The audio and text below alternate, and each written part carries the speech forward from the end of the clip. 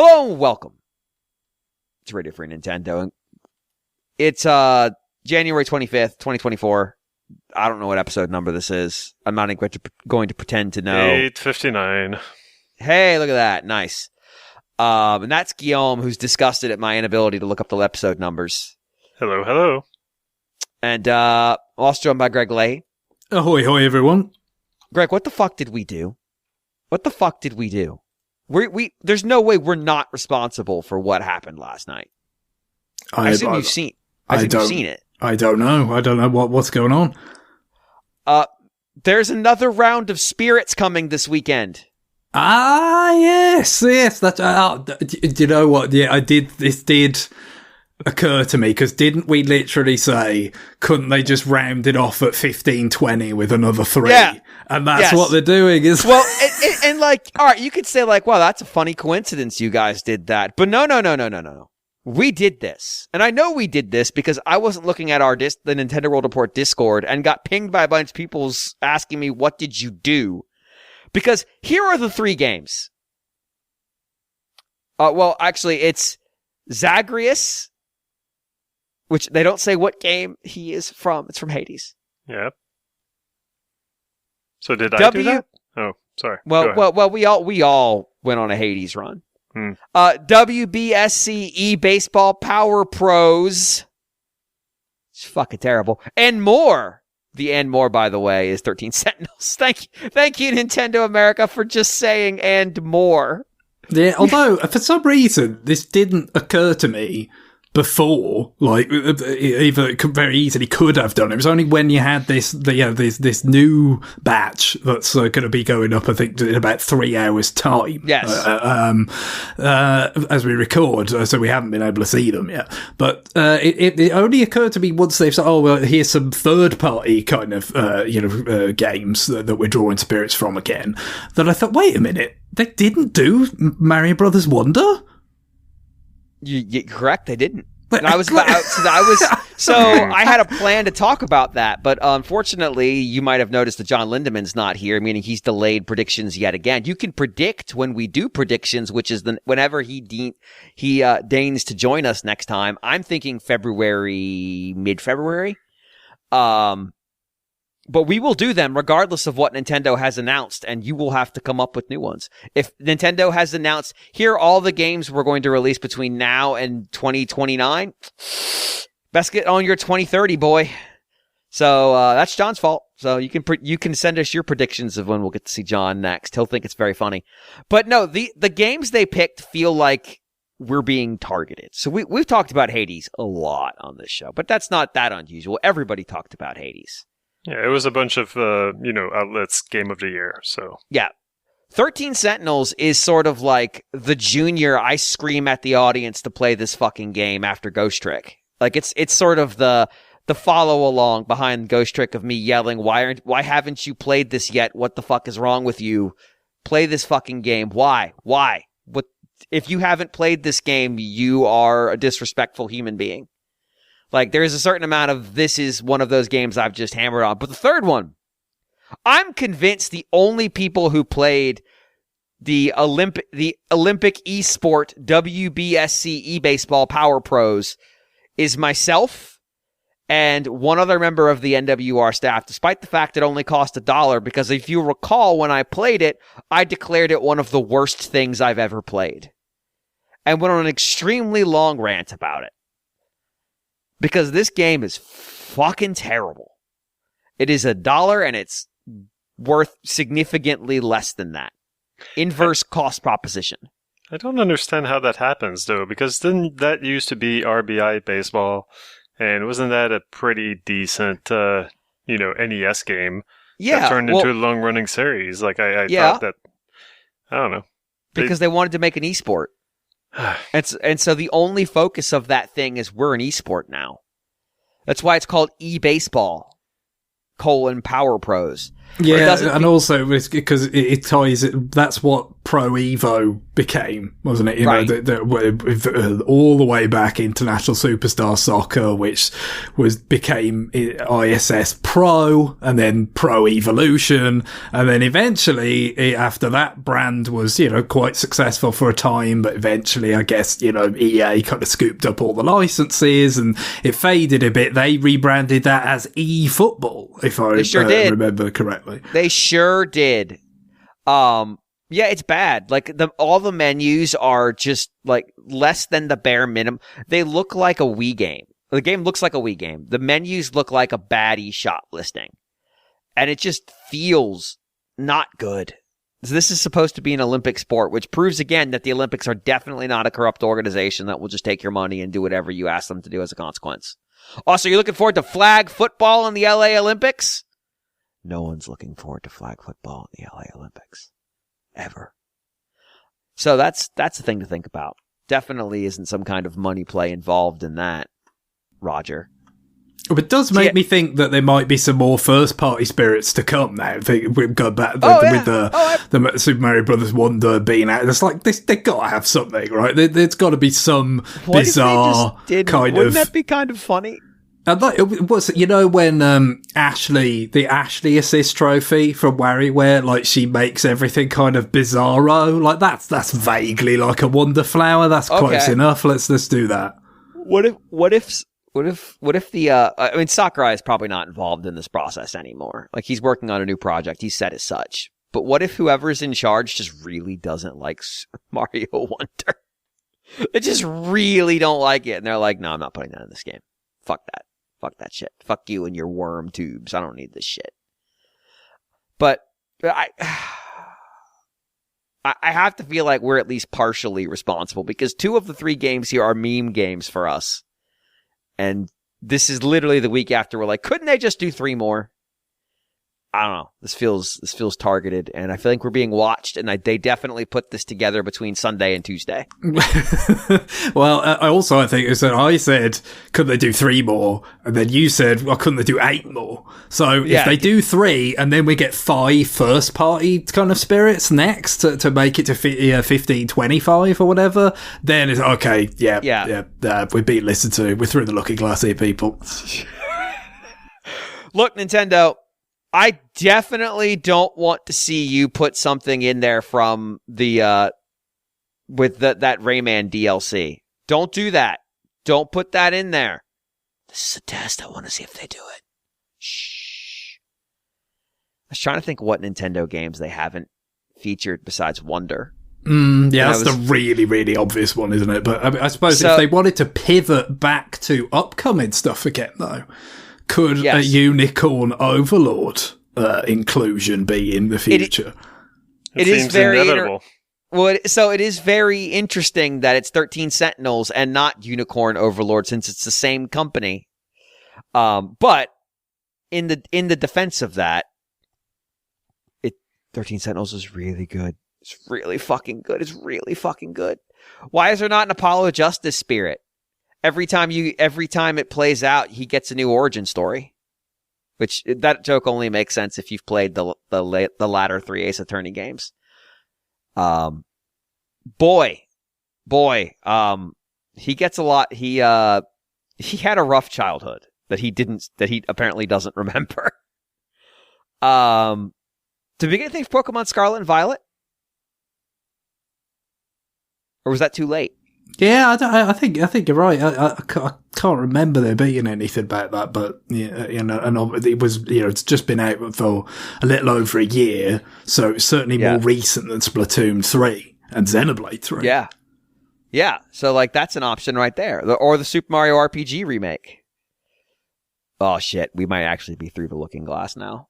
We might actually be like looking at the problem in front of us and realizing what's coming. And Persona 5 Tactica, if they want to do more third-party ones, is right there too. Look forward to Dave the Diver spirits, because Nintendo's listening to us. Speaking of listening to us, let's transition. About a month ago now, I said that you all owe us email. and you responded. I've been very impressed with the amount of email we've been receiving. And I consider this to be a big win. Like, I'm really happy about all the email we've been getting. It's been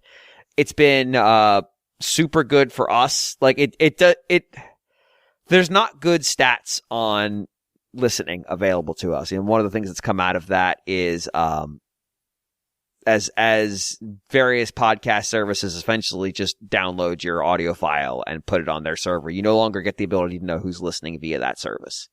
So it's effectively impossible to know how many people listen to your show unless you have a deal with all of those services and they report back to you. And guess what? That costs money. So getting email is sometimes one of the key ways we know that people are listening, which is actually really appreciated. So if you can continue to send your emails to rfn@nintendoworldreport.com, that's rfn@nintendoworldreport.com. I will take questions, comments, thoughts, prompts. I hinted again that I want you to send us dumb, stupid games. And we only got I would give it a single dumb game. So you can up it. You can give us really stupid things. What's Ashley's last name in Trace Memory? Is it Robinson? I want a spirit from Trace Memory. There it is. That's the next one. So they're definitely now going to do that. I think there were stickers in Brawl, if I remember correctly. Yes, there definitely were. But it's right there. We could take it. But again, email, send them send them to tell us you're listening. Nintendo, if you're listening to us for spirit ideas, you have to send us a question too. Everyone must send questions. Send it from your PR account, which would be very funny. But yeah, emails. We've got some. I'm going to read one. You can't stop me. I mean, you could pause the episode, I guess, but please don't do that. Please don't go away. Brian writes, "Hi. I've just started listening to RFN again regularly after 2 years of checking out an episode every so often. So, apologies if James has already gone on one of his elegant rants on Nintendo's Mad Hatter decision-making regarding this topic. This is a high bar he's already set for me. When Nintendo announced Advance Wars 1+2, Reboot Camp is the full name, I was excited to play a pair of games that I was too young to appreciate at the time. But when it got delayed to around the same time that Nintendo decided to launch their GBA service, I suddenly felt a little cheated. I can't help but feel like they should have focused on their efforts on a remake of a DS game instead and made the original GBA games available to expansion pass holders. Pokemon Mystery Dungeon, Mario vs. Donkey Kong, both are GBA games with sequels on the DS, but I haven't seen anybody else look at these three games and say, quote, "What the fuck are you thinking, Nintendo?" End quote. Why do you guys think Nintendo is handicapping their own service by delaying 4 titles to cash in on remakes? I'm aware that Link's Awakening is available despite the remake, but the leap in gameplay doesn't seem as nearly drastic as with Link's Awakening HD. Also, after learning about the development history of Golden Sun, it seems a bit disappointing that they didn't choose those GBA games to remake so that fans and newcomers could finally experience the duology as one complete story. This puts Brian here in the Golden Sun 3 deniers camp, which is not an unjustifiable camp to choose to occupy. It is technically story separate insofar as the main characters of the first game are all older and have all conveniently had children that fill the exact same roles that they occupied as themselves as teenagers. Very, very useful of them to pass on their genetics in such a very distinct and useful way. So yeah, there is a question here, which is basically, why is Nintendo remaking a bunch of GBA games? Is ultimately the root. Well, I think I could speak to this a little bit just based on the prep that I was doing for predictions, not spoil anything for this, wonderful episode that we'll definitely be recording in the future. But, they've been remaking a lot of stuff, right? That's the thing. And this is generally what happens when you enter into the kind of winding down kind of phase of a platform, right? Is that, your top line developers, you're now prioritizing them on the next hardware, the next platform, building new games for that. In the meantime, you've still got to have stuff coming out, that you want to maintain, a nice revenue stream from selling games and, picking up with some more on hardware as well, presumably help sell more of that. So you've got to have something. And one of the ways you can do that is by taking games that already exist and, sprucing them up in some sort of way. And, yes, you've got those 3 GBA examples that I mentioned, but we've already talked about Another Code. That's a DS game and a Wii game that have then been, brought up to date and harmonized into a single package, brought out as a new game. We've got the forthcoming Luigi's Mansion 2. That's a 3DS game. We've got Thousand Year Door. That's a GameCube game. They're coming from all over the place. They're not just like singling out GBA games. Although I will say, as a general matter, GBA games may be a little bit easier of a kind of call because, although, as we've seen with Another Code, this is not an insurmountable obstacle. When you have some things with different interfaces, multiple screens, that presents some more challenges for okay, how do we adapt this to the Switch? Whereas GBA, very straightforward. It had 2 face buttons, 2 shoulder buttons. That was it. It was very simple, to adapt such games. So yes, I understand, especially with the GBA games being unveiled so late in the, and the Game Boy games for that matter, being unveiled so late in the Switch's life. I think we all would have thought it would have happened sooner than it did. But now that they've waited so late, it kind of rubs up against this period where you would also be remaking pretty much anything you can lay your hands on from systems past that you think is a relatively good fit. And so, yes, it's just a kind of a broad approach of picking out things that they think can fill out slots in a release schedule while they kind of make their way to whenever the next platform is going to come out. And GBA games just happen to be part of that, and a relatively easy part of that equation. And I mean, you mentioned it, every system basically that is GBA and newer is getting some kind of remake recently or now, with the exception of Wii U, because we got those out except for Xenoblade X. We've already rescued all of those. But the Luigi's Mansion 2 is a 3DS game, which we're not getting the first Luigi's Mansion, which I wish we did. I wish this was a 1 and 2 pack, because that would be really nice. I've got all the Luigi's Mansions here. But no, we're not getting that. And I think another big part of it is if you've got a bunch of, this is not my prediction. I want to be clear, but I want to be fucking clear about this. If you've got a bunch of teams who are working on games that you can't talk about right now, for whatever reason, or in the case of Zelda, they just wrapped up a 6-year plus project. They obviously don't have anything in the chute to show right now. That's a big team.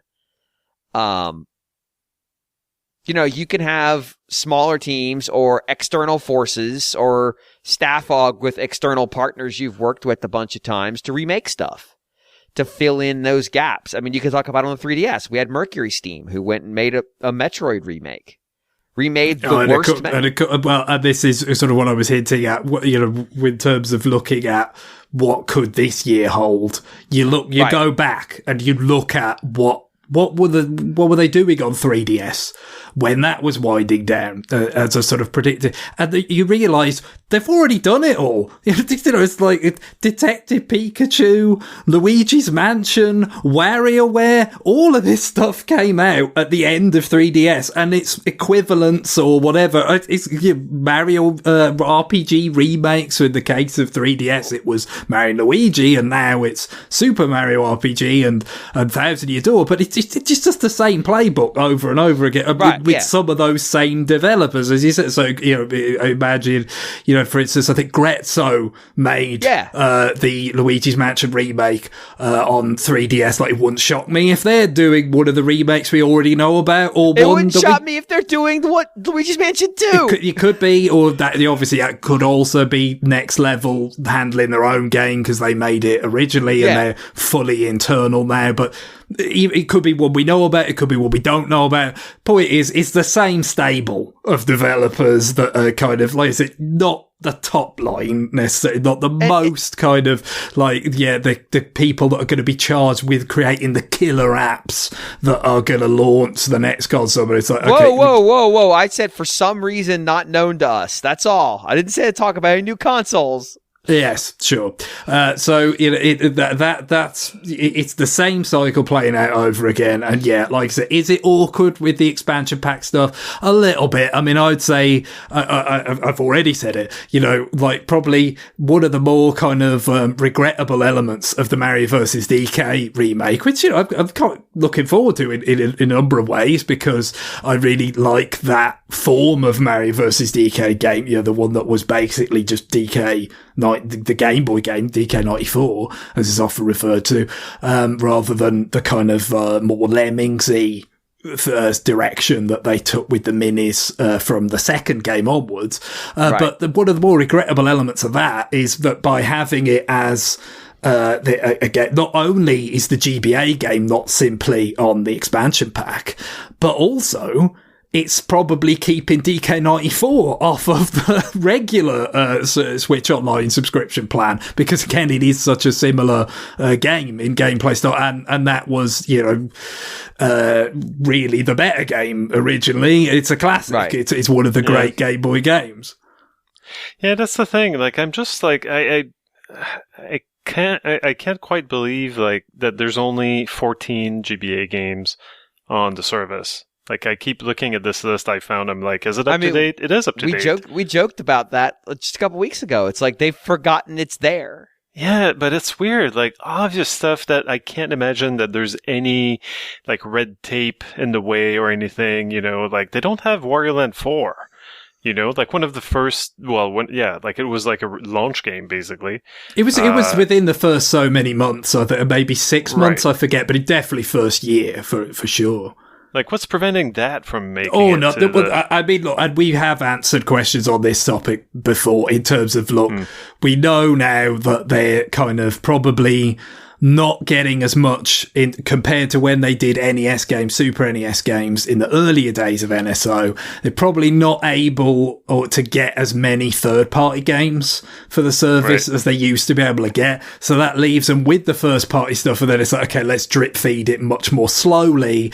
And especially with the year, again, I'm verging on predictions territory here, but the year that's in prospect is probably not going to be lined with just like absolute killer boxed retail games month to month to month to month, right? It's especially from Nintendo specifically. I mean, we've got some exciting stuff like Unicorn Overlord coming from outside, but the fact is they probably look at it as a virtue of like, we haven't done Zero Mission yet, we haven't done Wario Land 4 yet, and we can just keep those ticking along over this year, which is probably going to be a bit quiet, to have something to kind of keep people checking in with the service, and presumably something similar with the N64 games as well, perhaps some more rare games and things like that, just to kind of have something ready, because again, the big hitters, especially really with the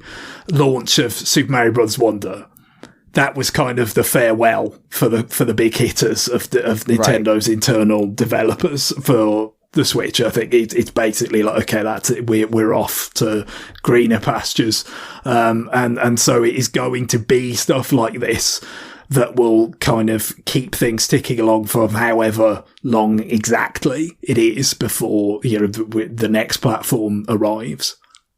And so, for the question of why Advance Wars, I think the answer is because the company that owns Advance Wars inside, or like the adjacent to Nintendo, I guess is the best way. Intelligent Systems. Like, keep in mind, Intelligent Systems is not part of Nintendo. It's this weird, like, appendage company that they share a lot of the licenses. So it's not like they could just go put those games on other systems. But, like, their whole relationship is different in a distinct way from somebody like even Monolith, which is an independent company inside Nintendo, which is a very different thing. So I think part of it was they've had a ton of success with the franchise they've been leaning into, which is Fire Emblem. But the other franchise, at least the other franchise they were known for during this particular era, the Advance Wars, really we have not seen hide nor hair of it, of the game that was only available in Japan as a Club Nintendo bonus. So it's been a while, and that was like 15 years ago. So so like this may have just been like a trial balloon. Like, okay, what happens if we put this thing out there? And then amongst many bad things related to to the war in Ukraine, the Russian invasion. Let's be clear, it's not war implies some kind of like joint causality. This is a one-way thing. It basically got buried from any PR campaign that they were going to put on it. Now, I'm not saying this was a trial balloon to go like, we might be able to relaunch Advance Wars, but it may have just been like enough of we're going to put it back out there so the brand is in enough people's memories so that if we do want to make that play later, we're not just completely reviving that brand. Keeping in mind, yeah, kind of just completely on a wing and a prayer. Like, does anyone remember this? Based on you have no solid data really to kind of back it up. It would give you something. I mean, you already mentioned the case of Samus Returns, the Mercury Steam remake of the second Metroid game. Now that. Again, as far as I'm aware, just piecing this together from things you read and, interviews and, PR stuff that Nintendo puts out. But I think we have a pretty solid idea that really a lot of the impetus to that came from Mercury Steam. It actually came from Nintendo. Like, they were sort of actively pitching Nintendo on, hey, we can make a Metroid game and, you can publish it kind of thing. And then that sort of morphed into, well, okay, let's try a remake of a game that already exists and see how that goes. And then, of course, that did lead to Metroid Dread, which it was, in a way, maybe also a little bit of a remake of a game that didn't actually come out for DS. But the point is that, it might not even be a case of like Nintendo and its infinite wisdom is which franchise shall we bring back from obscurity or whatever, but it's just developers from the outside that they have relationships with may make pitches, and that's where the impetus comes from. And then it just, if it's a fit, if it's something that does appeal to them and is part of, like, again, one of these periods like the end of 3DS or the end of Switch now, where it's like, that could fit a gap, that could fit a spot in our schedule, and let's do it. But so they're making the ultimate decision, they're funding it and all that, but the actual impetus might not even be coming from them. So again, I don't want to attribute too much like, oh well, we've got this big grand strategy and it all fits together with what we're doing with the subscription. So I mean, of course there has to be some level of coordination somewhere, and they've got their objectives lined out internally, and of course, but it's not like that tight. I think we can all agree. And you're going to get some of these weird things where some things kind of rub up against each other a bit kind of awkwardly or whatever, but it's nothing that's that consequential. Yeah, I mean, there's definitely stuff that you could say like, well, why GBA and not DS? And I think to Greg's point earlier that like there's actually a lot of systems are being represented in this cycle. I think GBA is probably a more fertile ground for Nintendo because the system didn't last super long, but it had some real killers in it. And there's a decent chance that an audience who is old enough to buy their own games at this point, and in fact, Brian is an example of this, was not old enough to buy these games when they came out. So it's it's new to me to a certain degree, but also these games would have been relatively low budget to remake because GBA games themselves were the system had a lot of constraints, and so there was only so much you could do with it, with the exception of a handful of games that seemed to have performed absolute sorcery. There was a hard ceiling on how complex these games could be, and so as a consequence, remaking them isn't going to demand the world of you. Like, even if you do an incredibly advanced remake, there's a ceiling. So there's a nice constraint there. I mean, DS had a lot of that too, but DS games were an order of magnitude more complex than GBA games, or very except when they weren't. Like, well, no, except for the early ones that were just so like toy-like. But those aren't going to get remade. Exactly.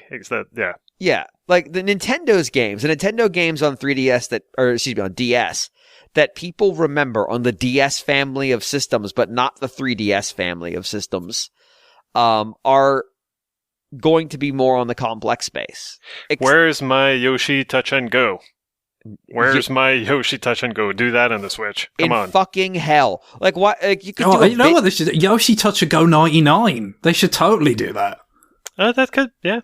Why that not? can actually work. That's the kind of thing that game should be. It should never have been a boxed product. It's a high score game before they had digital storefronts to sell it for a few bucks.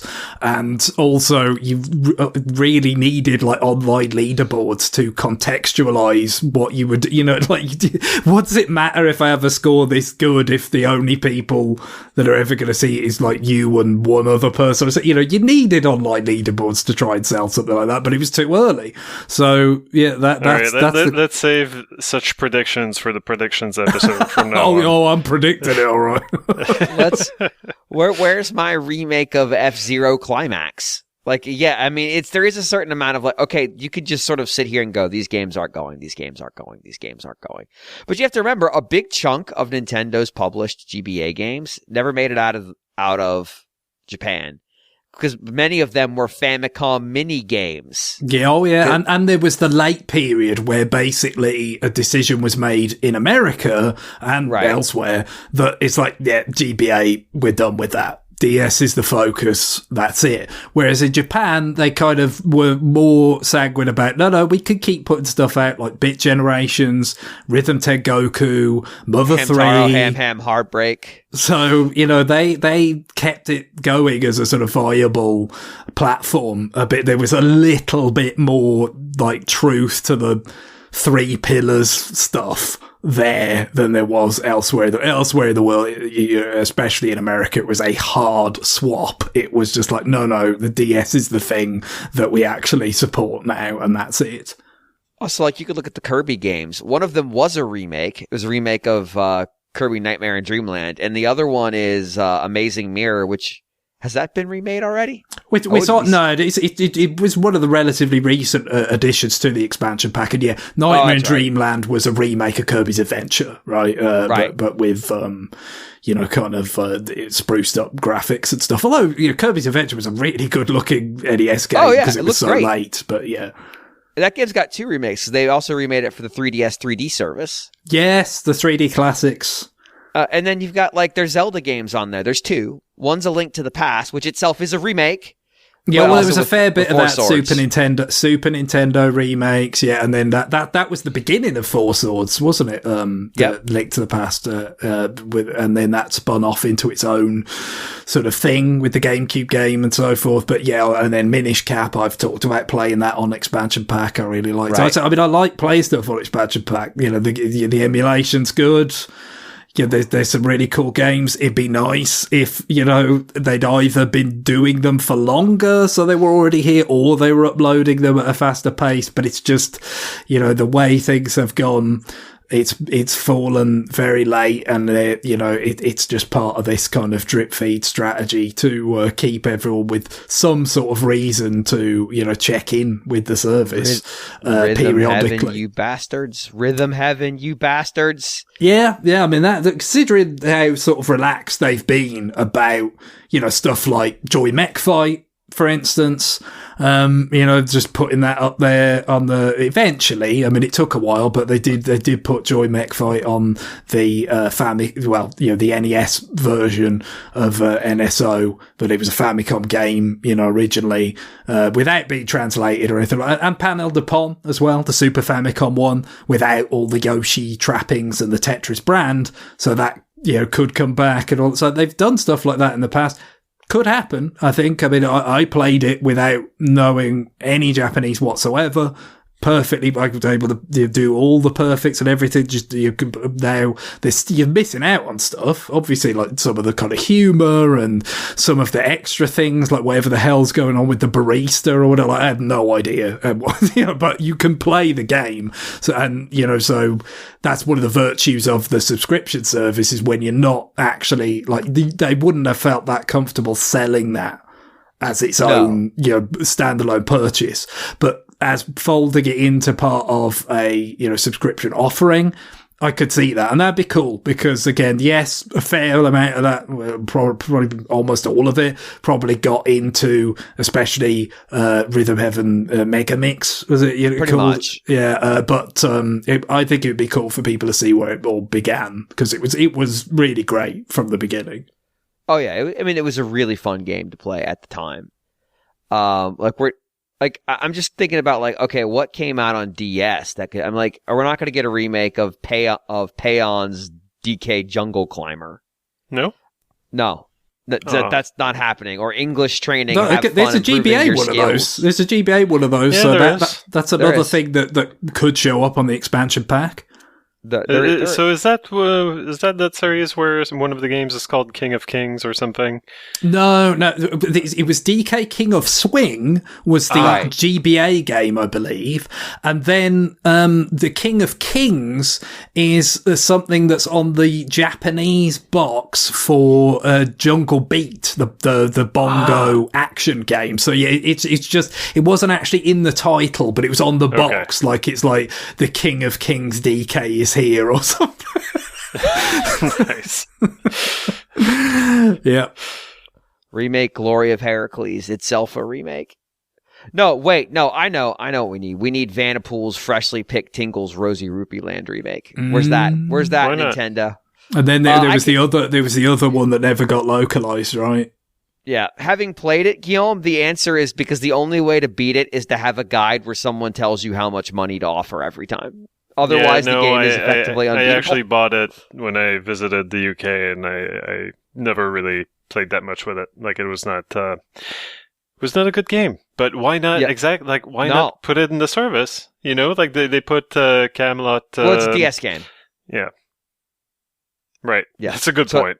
Still, I'm talking about why they're remaking GBAs instead of DS because I'm going through the DS game list now and it's kind of shocking how many of them were themselves already remakes. Yeah, I mean some games were very GBA in the early going. There were some that were super gimmicky and premised on the touchscreen, the microphone, or whatever. Right. But then there were others that basically were just GBA games that got moved over as well. So, they may be, I'm thinking more like third parties, something like, Dawn of Sorrow, Castlevania. Like that's, I mean, it's the graphics are nicer, the music is better, the actual DS type of stuff, like drawing the seals or whatever, was just not productive. It wasn't a good addition to the game in every way that it was actually good. It was just having the map there. But that was good, and just every other way, it was just an extension of the things that were good about Aria of Sorrow. Yeah, it must have been. It must have been way funnier than I remembered because I thought that the sword and the stone gag was in Aria of Sorrow, and I just played through that and I didn't find it. So it must have been, you find Excalibur and then you equip it, and then you're just swinging a big rock around. That's great. But I mean, there's an example again. I mean, in terms of with this is Konami now. They did an advanced collection for Castlevania games. They did not do the DS games yet. And I mean it's a lot of the functionality and stuff. Again, it's not like that core to the experience. A lot of it was just having the map there and stuff. And we've already seen with the Etrian games, like you can do some like kind of picture in picture stuff and, whatever, like you can work around it. But again, the GBA stuff was just lower hanging fruit for them. So we have that. We don't have Dawn of Sorrow, Portrait of Ruin, and Order of Ecclesia. So there is, some, even though again, as we've already said many times, it's clearly not just GBA games, but I think one of the reasons why you do see more than a few is that they're just relatively easy to adapt, whether whether we talk about Nintendo, Konami, wherever it might be. You don't have to worry about any kind of weird input shit and stuff that like, you don't have to try to figure out how you're going to make, I don't know, Tomodachi Collection and it's weird stuff or touch. Well, actually, no, we're getting the Touch Panic game, which is so fucking weird to me. I don't even understand where we're at right now. But yeah, like one thing I was thinking about that would be really nice to actually see again I don't know how you would do it, and this one is kind of a key example of why this would be difficult. The 2 DS Zelda games are both one of them was very successful. One of them came too late.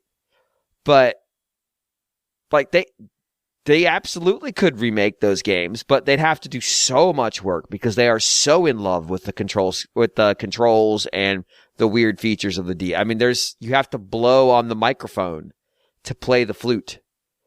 You have to close the lid for multiple puzzles, which the Switch doesn't have a lid, in case you're curious. Although again, with another code, I think they did that gag. So I mean, they clearly it can be done. But yes, it's work that is not going to have to go into stuff like Advance Wars, for instance. Remake Jam with the Band, you cowards! Well, they did. There was the 3DS game, but that did not get localized anywhere after. Jam with the Band did not succeed in the marketplace in Europe. I have handled more copies of Jam with the Band in my life than is reasonable for someone on a continent the game never came out in. And also, this is a just dreadful bit of pedantry, but the example that was given about Pokemon Mystery Dungeon, well, I mean, that was a DS game as well as being a GBA game. Right, that particular game had 2 versions, one of which was on GBA and one of which was on DS. I believe the red version was on Red Rescue Team was GBA and blue was DS, but I could be wrong. But good news, everybody, they're all bad, so just don't. Just stay away. Just stay. Look, listen, stay away. That time you're spending playing one of these fucking Mystery Dungeon games, you could play 13 Sentinels 3 times. That's a better use of your time. You'll thank me later. Trust me. Just do that. So, I mean, the last part of the email, so before we move on, why not Golden Sun? And there's two big parts. One, those are big games. Now, they reuse assets between game 1 and game 2. So if you remade 1, you could remake 2. And to be honest, they're effectively, they're separate games because there's a cast reset. Essentially, like, the end of the first game. The first game is you're chasing after one of the main characters in the second game, and basically the people he's taken hostage. The second game is essentially you're that party, the guy who has taken them, Felix, and Felix's travel partners, which are / his hostages, I believe, at some point, but not by the time the game starts. And so that, it resets all the levels and stuff. But like functionally, those games are very, very, very, very reusable between one and the other in terms of asset creation. But you'd still have to create a tremendous amount of assets that would make that game very expensive to remake, relatively speaking. But beyond that is, I don't know that Camelot still exists as a company that's capable of producing that remake. Like, they still exist. I want to be clear. Camelot's still around. They still make stuff for Nintendo. But I don't know that they make things with that level of ambition anymore. Yeah, well, again, I mean, obviously, like in the case of Sing, they don't exist. Right. And yet, right. we still did get another code with Arc System Works, I believe, is the developer so Arc on System that. Works has people who were at Sing, for one. Yeah. But two, the fact that company doesn't exist anymore makes it easier to do that. Like, Camelot does still exist. And so having someone else remake their game for them, I don't know. It might not again, I think if for some reason there was some, the impetus, again, were to come from somewhere that this should happen, it could be done. Like, oh, sure. Yeah. Presumably, it's much more likely that there would be no such impetus. Like you say, it wouldn't necessarily come from Camelot themselves, because maybe they wouldn't feel like it's something that's really in their sort of wheelhouse at this point. And then it may not come from another developer that would have to be sort of partnered up with Camelot to do it. So it's just like, no, it's not something that would be entirely out of the question, but it would be a sort of somewhat improbable alignment of circumstances that would cause it to happen, and it just hasn't. So I think that's how I would look at it. I have a non sequitur, but we talked about it, so I'll mention it. Jam with the Band. The European release had 50 songs pre-installed. The Japanese one had 31, almost all of which are classical. But the Japanese version roster included more than 4,000 downloadable songs created by users. You could make your own music in this. And 31 default songs. So you could have up to 231, 100 downloadable songs, and 100 songs you made. But once you downloaded a song, you cannot delete it from the Japanese version unless you delete your entire game save due to legal issues from Jazzrack, which is the Japanese music industry. What the fuck? So custom music made by people playing the game, almost all of which were just covers. Because of the Japanese music industry, you weren't allowed to delete them. You had to delete your save. Yeah, imagine trying to sort of market it. It's like, your choices have consequences. That's right. That's so weird. Choose wisely. So weird. What the fuck? Yeah, that's a weird product. I would love for it to get remade, but I don't know why. Like, there's no reason to, but it would be, I would love it because there's no reason to. All right, we gotta move on. Guillaume, would you read the next email? Sure. Reg McFly writes, Bonjour, RFN. Parenthesis, it is not fair that Guy is never welcomed. In parenthesis. I don't like the idea that if we welcome you in English, it's not like we're not welcoming you. Yeah, I understand English, and I understand where I am, that this is an English-speaking podcast. That's why I don't keep speaking French on this podcast. So it would be very funny if there's an episode where you just spoke French and refused to acknowledge it. I just absolutely refused to acknowledge you were doing it. Anyway, so back to Reg McFly. I'm currently playing Another Code on the Switch, a series I never thought I would see again in my life. It feels like Nintendo is opening the floodgates for niche series to get a swan song on the Switch. With that in mind, the Switch is dying. 2024. You have been tapped up to do a cheap restoration of an old game. Please note this is not a remake or a new launch for the future. What game do you choose? I hope this is different to previous remake games, in that you are expecting this game to lay dormant again. It's just to fill up the end of a console. I would like to preface this by saying the Hotel Dusk games are not allowed. They are too easy. So this is a challenge, like we come up with the series that, out of the left field.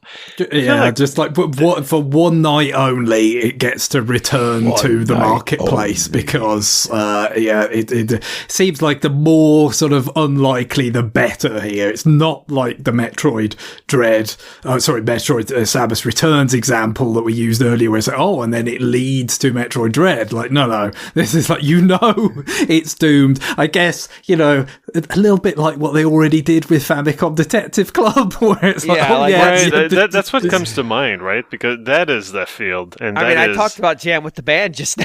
yeah, oh god, Yeah. yeah, exactly. No, I mean that would be similar. I think it probably would have come to mind a little bit for me anyway, but certainly with you bringing up Jam with the Band, it did also make me think of a similar era, the Elite Beat Agents / Owendan games, like just like if you could have like again, the interface with that is such a big part of it. I don't know that it really works that great another way, but if you had it's not a great sort of answer for this, because there would need to be some significant adaptation, I guess, other than just, playing it in handheld mode and having an actual, tapping the actual screen in front of you. But yeah, I mean, some of the stuff it made you do to your DS screen, like you would not be wanting to do that to your OLED Switch or whatever. That's for sure. No, but yeah, again, would I imagine that it would spur some new sort of revival of that series? Absolutely not. No. So in that sense, it is a decent fit for the question. But they were the EBA, obviously the kind of Western version with the kind of FBI type characters instead of the just cheerleader type things, but the gameplay worked really well in both kind of the Japanese and the Western takes on it. I would love, if you were, I mean, the music license is a nightmare with those games, but if you could do them and do all three into one collection, which would be impossible because of the music license, that would be very cool.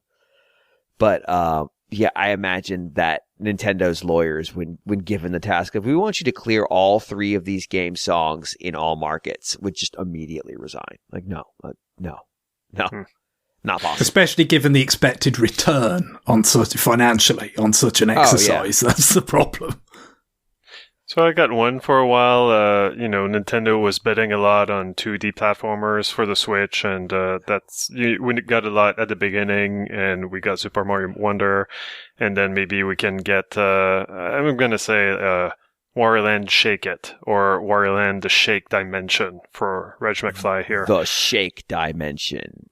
Yeah, and just I don't know how cheap or quick such a restoration could be. I guess if you can get AI involved there to maybe get Peter Jackson to high res this up. And, Peter Jackson's The Shake Dimension. Sure, and that could be a fun thing to revisit. It was this Wii game that probably didn't sell as much as it should have, and I don't know. I guess you got to keep Wario Land alive. Yeah, that's the thing about it, because I mean, at the time it kind of felt a bit like, there hasn't been one of these in a long time, but it had been 7 years or something. And now think about long time. Now think about how long it's been since Wario Land Shake It came out. It's 16, right? I mean, it's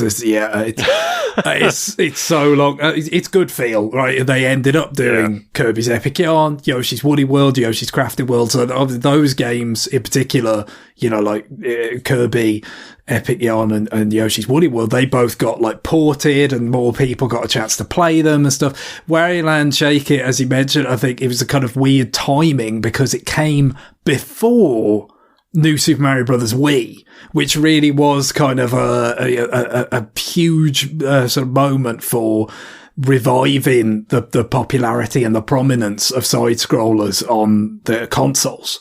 Stuff like DKC Returns and Kirby's Epic Yarn and Kirby Returns Dreamland, all that kind of stuff, they could be successful after that. But this was not so much becoming before, and it had really great hand-drawn graphics.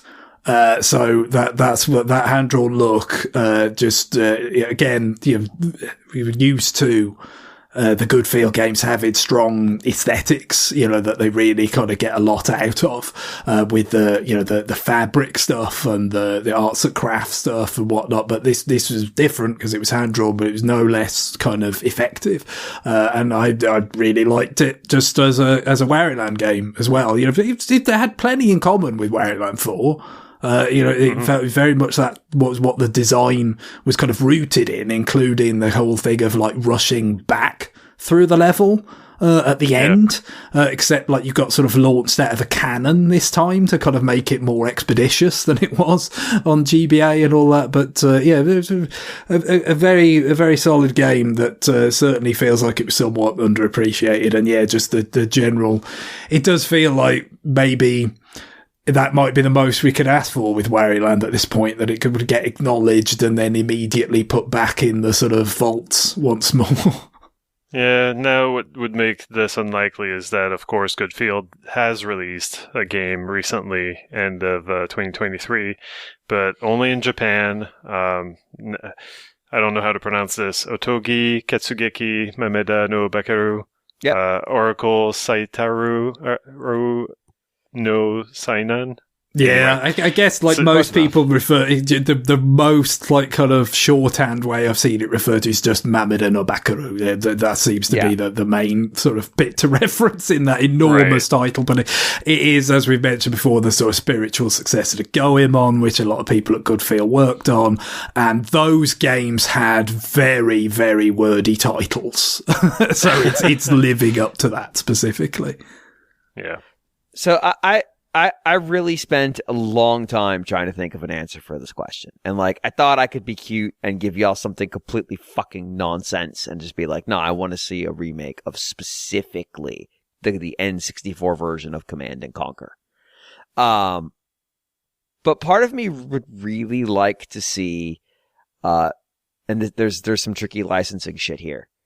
Stuff like the Satellaview Zelda games. Because we'll never get those. But they exist, and I've played a couple of them, and I actually want to talk about them on the show at one point, but I never got around to it. They're interesting. They do interesting things. They're kind of neat. Because you can actually play them. People have found ways to emulate them from, like, carts that still had the broadcast on it.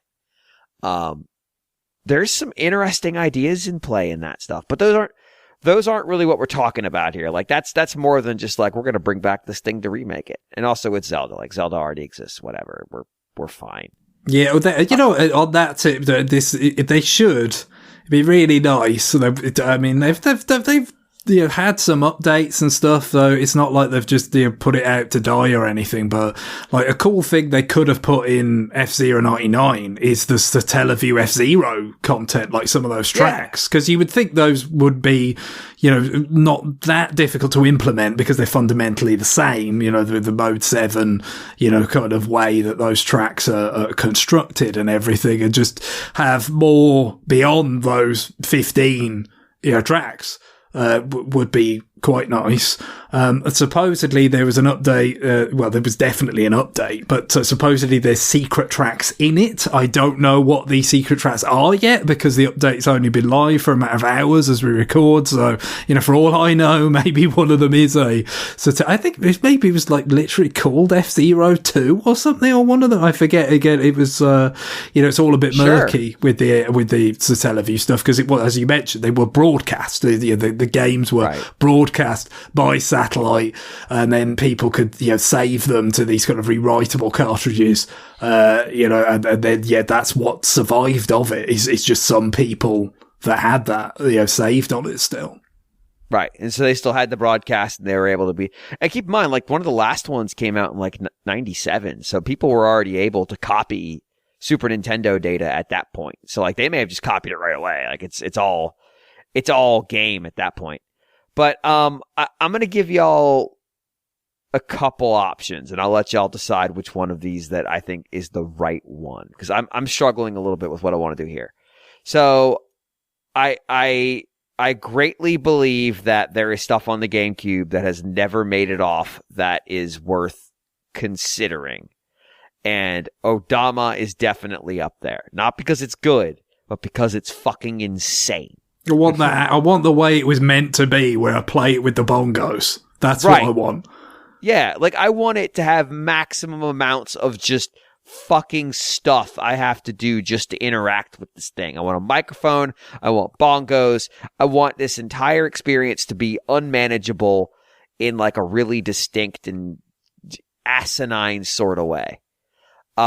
I think Doshin is also a game where, like, it's so weird. It's so unbelievably weird and strange that people getting to experience it is maybe not a good idea, but I want it. It's like that in Cubivore. I want people to have that experience because I don't know that I should have had that experience, but I have, and I think people would find it very interesting. But I think the one I want to go with is no, it's Odama. It's Odama. I was going to say I think the one I want to go with is Geist, but it's not. It's Odama. I wouldn't buy fucking Geist. Now, if it's more than just like a base remake, if you were going to give the team that made it another crack at it specifically, I think it's Star Fox Assault. Because that was made by the Ace Combat team, but that was before the Ace Combat team had really figured it all out. It was like right after Ace Combat 2. Whereas the series is regarded as really taking off with the changes they made for 3.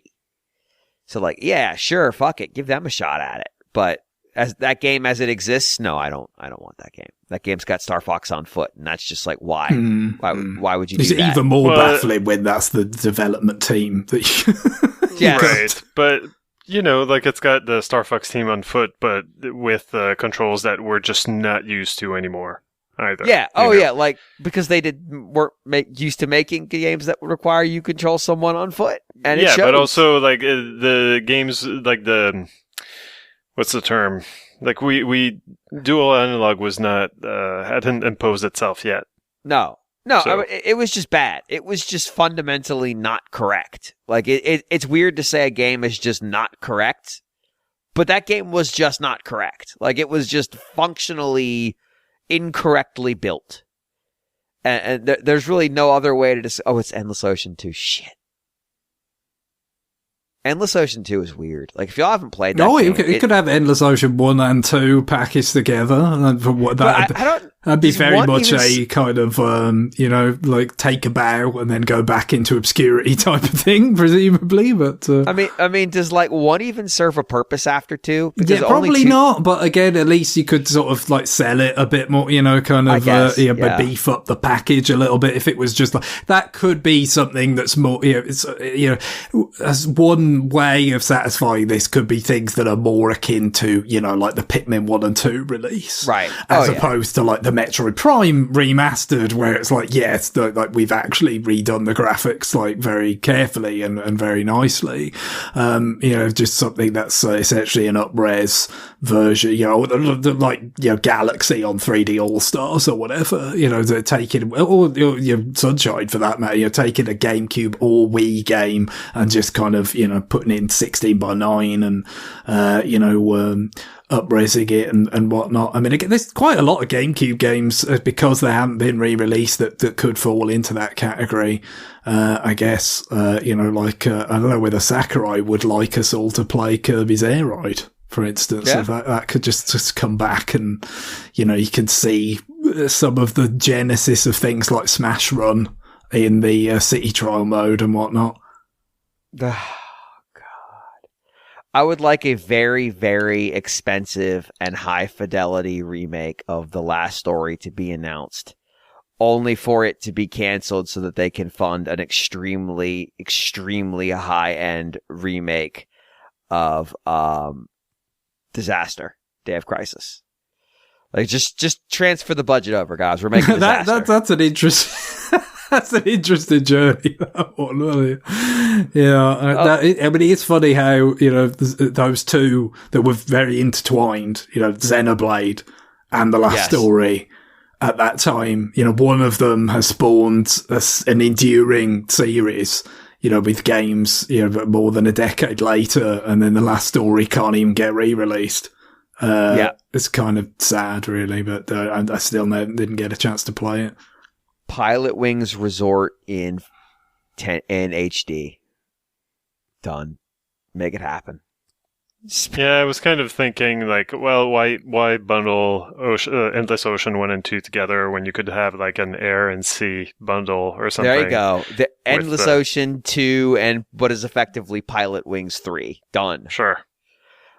Also, why didn't they call it Pilot Wings 3D? Like, I think it was genuinely because Wii Sports Resort sold a lot of copies. Oh, you're right. You're right. It was just like, what it was. We're trying to find a kind of more popular and more current brand to attach this thing to. Also, did the Nintendo ever put the 3D thing at the end of a title? Yeah? Which ones? Yes. Well, Ocarina of Time, obviously, but I mean... right, okay. That wasn't like a new game. I feel like maybe... Right, I feel like maybe Super Mario remakes 3D were more... Land. Yeah, I mean... Yeah, that's the best example. I completely forgot. I thought that maybe they were trying to get away from the whole 64 or Super or... They didn't do it a ton, but they did do it. Yeah. It was mostly for games where, the 3D was a new feature, like Star Fox and Ocarina and Majora's Mask, but 3D Land's a good example of one where it's like, no, that's a new game, but we're really pushing that front and center. I just had one pop into my head. It's really bad. So I was thinking about they could do a high def remake of Nintendogs on Switch. And then I was like, but what if they did a high-def remake of Teddy Together instead? Which is a game that most of our audience doesn't even know exists because it only came out in, Europe and Japan. But it's an Eureka game, and it's basically Nintendogs with the talking teddy bear. Eureka developers of Endless Ocean, yes? Yeah, oh yeah. And I've just probably not for a good while now, but it perpetually used to see it as very knockdown prices over just like if you were scanning the 3DS section of some online retailer and it's like there that is for a few quid. That's my sort of familiarity with Teddy Together. It's beautiful. It's truly beautiful. All right, last email. Sure. Yeah. So, all right. Vince writes, "Howdy, partners. I started listening to the show in 2014, so I'd never listened to the infamous The Day the Music Died episode from December 2013. I was surprised to hear that just 1 year from launch, you were already calling the Wii U an unsalvageable failure. Questions. Number 1, John and James both said they hadn't bought Mario 3D World yet, but were planning to. Did you both get to Mario 3D World on the Wii U?" I can answer this question. We both did. And parenthetically, the game had just come out at that point. Yeah, it had only been out a few days. It was basically November. Yeah, it would have been November 13th. It was late November. Yeah. And then number 2, James said that Nintendo probably didn't understand what made the original Wii so successful, and that's one reason they couldn't replicate success with Wii U. Now that Nintendo's in a similar position, with Switch being such a huge hit, does Nintendo have a better sense of Switch's success and how to repeat it? Thanks y'all and keep up the good work. So I actually went back and listened to this episode because of this email, but also somebody in our Discord was talking about it, which may or may not have been Vince. And I listened to it almost 10 years to the day. I listened to the I think it was January 2nd I was listening to it, or somewhere in that neighborhood. So almost 10 years to the day from when we recorded the episode. And the context is, for those of you who weren't around 10 years ago, which is fucking wild to think about, Nintendo had a rough November in terms of Wii U sales. Very rough. This was the first holiday season or the second holiday season. Yeah, it's the second, but it's the first that wasn't the launch, so it's kind of, that complicates things. Obviously, this is supposed to be the holiday where you're able to really hit the ground running. It is different because 3DS launched in March, February in Japan, but still it's kind of where with 3DS it had a big problem a few months after it'd been on sale and stuff like that. But of course that sort of holiday season of 2011, whereas it needs to do well, it needs to rebound after the price cut and the woes earlier, and it had Mario 3D Land and it had Mario Kart 7, and it did.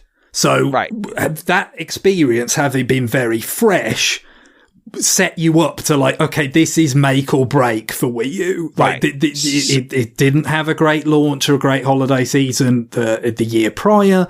it'd been a tale of woe for much of 2013, things that were meant to be exclusive with third parties are like, okay, yep, we're shelving that, or we're putting it multi-platform or whatever. Lots of things that, that weren't going very well. The numbers weren't great. It's like, this has got, you've got this big Mario game. Although, of course, you did have New Super Mario Bros. U, the first time, but it's like, okay, if this doesn't move the needle, it's in trouble. And then it didn't. That's basically what it was. So we had October's numbers, and they were bad. They were ghastly. And then we apparently we had a conversation when the October numbers came out of like, okay, well, this big Mario game's coming out. It's gonna be better next month. It's gonna be better next month. Things are gonna look better next month. They're gonna look much better. And in an absolute sense, they did, but Johnny noted at the time, who I now realize there are people who were listening to the show who have never been around for Dr. Metz's period of being the host. He basically said, like, and he was right, that it was still incidentally small because the Xbox had launched and the PS4 had it was the 4 had launched. Yeah, definitely. And they were absolutely blowing it out of the water at this point. And they had just come out. And the Wii U was like, I think it was like 200,000 units that month, which, is not good. Like it was a spike, but it was all relative. And this is meant to be, I mean, certainly when you think of what Nintendo would sort of brag during the Wii era and all that, because, which was obviously, again, very good for them. An enormous amount of their annual revenue was generated in Novembers. Right. That's the nature, especially back then, that was the nature of the business. This is when you get, all the money in. And especially with a platform that had yet to break out and that you presumably are hoping there's the potential that it will, what you're looking for there is an explosive change in your sales. You want to see multiple million, not sub-million. Not incremental. If it was going to suggest that it was something that could actually be at least some level of success, it had to be really blow up that, and it came nowhere near. And I wasn't on this episode because that was during the time I wasn't a part of the cast. But it was just. I think it was very clear to obviously the members of the cast of the show at the time, but to all of us who were following it, especially having been through the 3DS experience the year before, where they kind of had a bit of a near miss with this kind of total catastrophe. That it's like, this. You can't. The asteroid hit this time. You can't salvage this. As was unsalvageable. That was the word used in the email.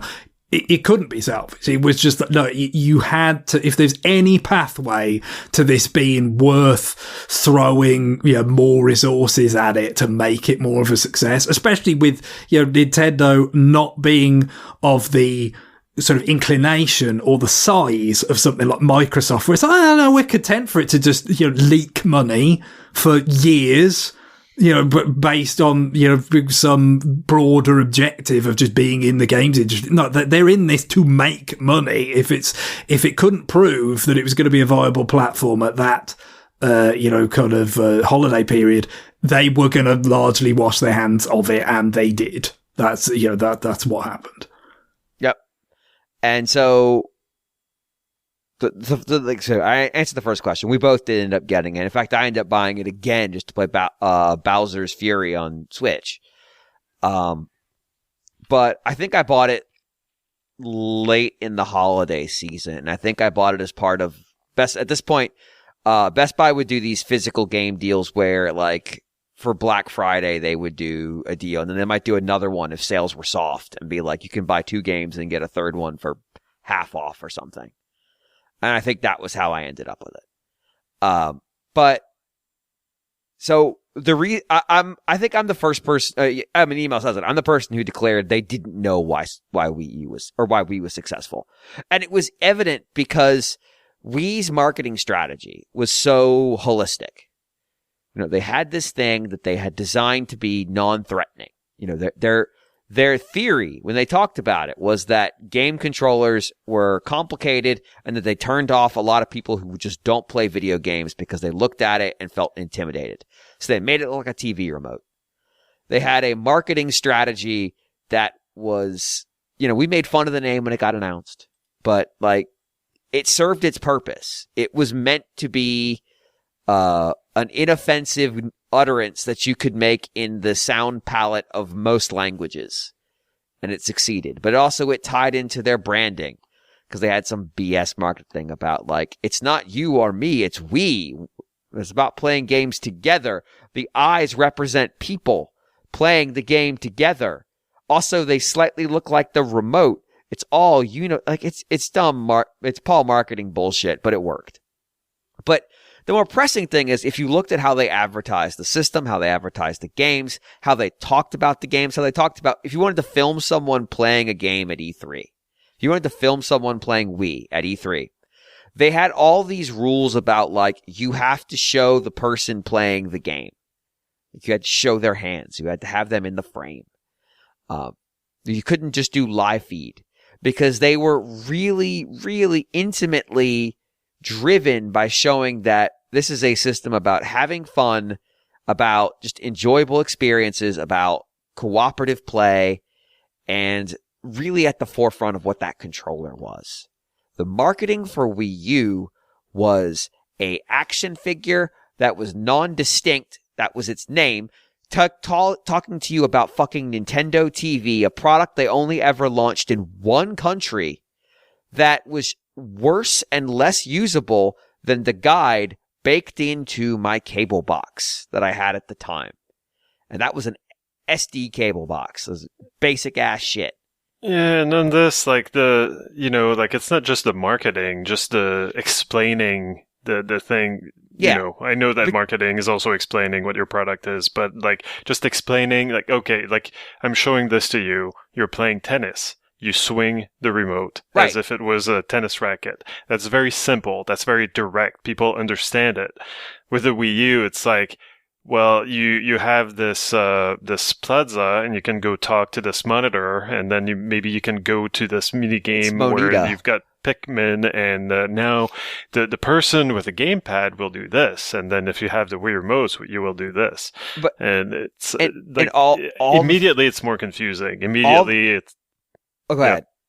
Go ahead. Well, it's more confusing, and from the get-go, like people were kind of assuming, like, oh, a Wii U, like this is an accessory for the Wii, right? Yeah, that was the thing that's been talked about many times where they tripped over themselves a bit. It's just this, with the branding that you've got Wii, it's a very successful brand, so you don't want to throw it away, right? But by using a sort of pretty, oblique modifier like U, they left it very unclear. Is this an expansion to the Wii? Is it an accessory? But it was at a whole new platform with HD graphics that they'd never had before, and all. But how should people even appreciate that? I don't know. But none of that falls into the simplicity of the marketing they could do for Wii. The reason why the marketing and the messaging felt so scattershot was there wasn't like this core conceit that they'd built the system around. Like they built the core system conceit was that Japanese homes don't necessarily have the TV free in the living room. Exactly. And so we're gonna, give you a screen to play your games on, but also you're still gonna need the TV, right? Because then you want to maybe play asymmetrical multiplayer games. Already, like if you have to utter the phrase asymmetrical multiplayer in your marketing spiel at any point, you've probably already lost. Oh yeah, I wonder how much they ever did use that, or did they come up with some other term, whatever it was. It was a challenging thing to sell, wasn't it? It just extends, like the same problem extends also to the Wii U name. Like James, you explained how, like, Wii, it's non-threatening. Like, there's this whole Paul marketing thing around it. But then, like, seeing, what's his face? Pizza Boy. Reggie Fils-Aimé. Reggie. Yeah. Sorry. Bigfoot Pizza Boy, So, yes. Yes, having to explain, like, it's we, it's you. And I don't even remember what the explanation there was. That was, they were trying to tie it into the asynchronous gameplay, where, like, there were people who are playing the game with Wii remotes, and then there's one person with the gamepad doing so. No, it was a bit of an extension of what you said before, isn't it? In terms of, the Wii, the Wii bit is like, yes, those are like Wii remotes, and then the U bit is like the tablet, and that's right. So it was an extra layer of kind of convoluted that it really didn't need to be. But yeah, Guillaume hit upon, I think, probably the most critical aspect of understanding what happened with Wii U, and by extension, what may well be different with Switch, which is, the other part of the question. And that is, whether they ever knew, exactly how and why we worked as well as it did or not. Maybe they just forgot because they started to solve a totally separate problem, which was, why wasn't the Wii bigger in Japan? That was really kind of the thing, in terms of like DS was insanely successful in Japan and everywhere, and Wii was very successful everywhere, but it's kind of like, Japan still seems to be more fixated on the portables, and it's like, how do we make a console that can be more successful in Japan now that after a long period of time now, it seems like home consoles are kind of really struggling to achieve the kind of level of popularity that they did, say Super Famicom did, or PS1 did. So that was the problem they were trying to solve. And in so doing, they kind of, just lost their way about what made Wii successful in Japan everywhere, in the first place.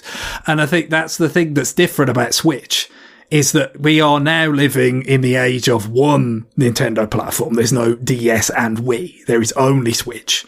And Switch owns Japan so utterly, it's almost comical.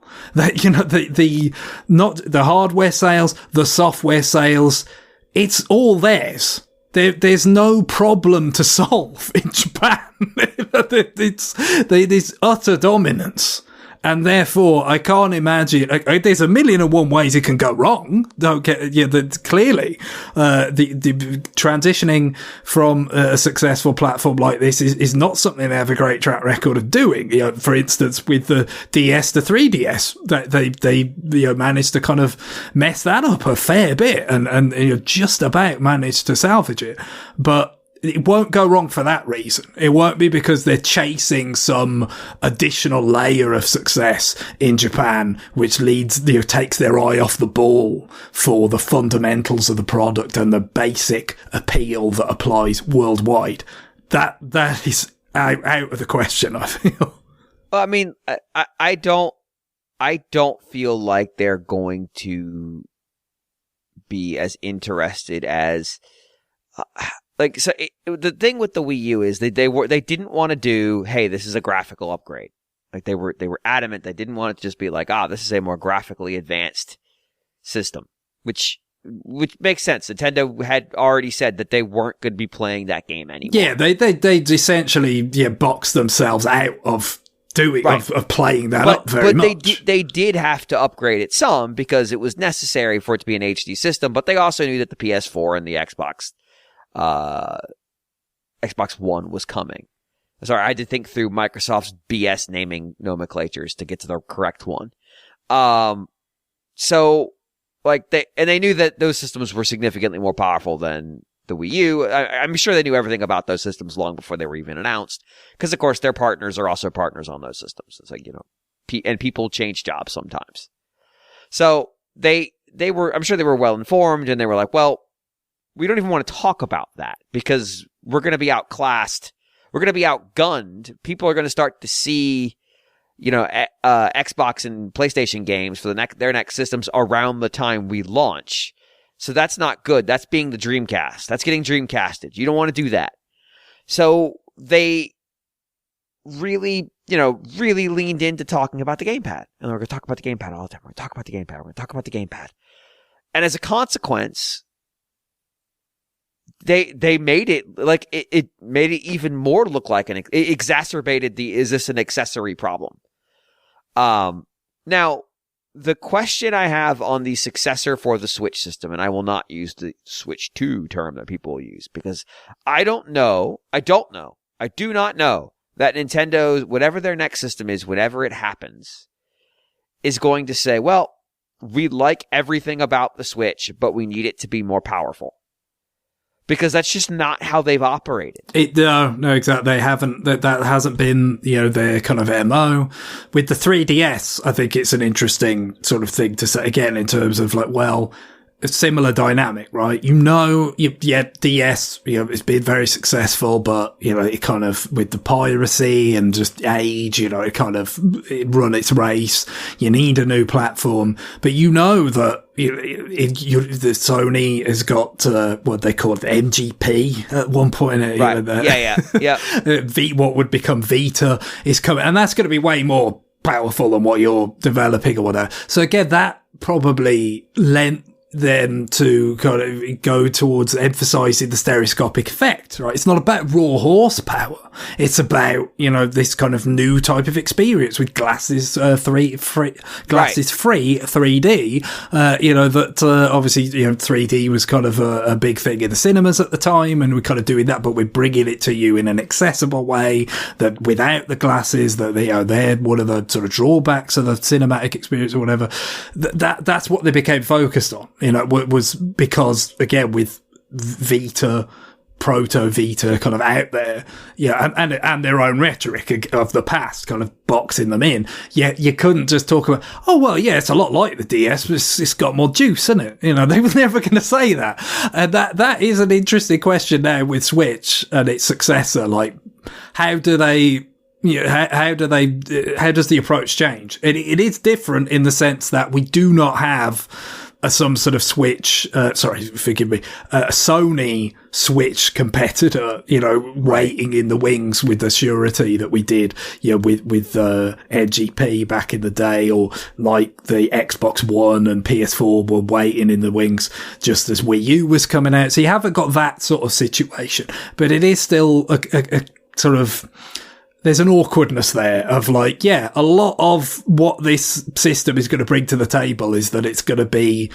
at least get closer to, the kind of prevailing technical standards in the industry today. But that is not something that they have really demonstrated the desire or ability to trade off in the past. Right. Yeah. And it might have, even if it is ultimately similar form factor, with requisite hardware power increase, they're going to do something with this device to be the thing they talk about, because I think they find talking about power increases to be boring. Like, I really feel like they find that dull and they don't find it exciting. And I think I kind of agree with them. Well, to be fair, I mean, like, how much good has it really done Microsoft? No, exactly. And I think consumers are largely non-motivated by it. Now that is not to say hardcore consumers aren't motivated by it. And that it isn't an important underlying factor, it ends up kind of permeating, because of like, well, how do developers feel about it? And then how do publishers feel about it? And then what sort of games are available? And then that gets to the consumer. But in terms of as a message, even Sony, I think, ran into some trouble with their sort of overemphasis on some of these technical things with PS3, which gave the, in some ways, lesser powerful 360 its kind of head start. Obviously, just launching a year earlier was a big part of that, but also, the fact that Sony had just kind of gone up its own arse and gone off on this with Blu-ray and, all this kind of stuff and just weren't as focused on the kind of actual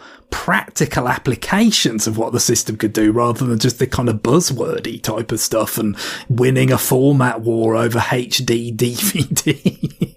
Well, and to that end, like, you can continue to look at where the market is right now and go like, okay, but what would they offer?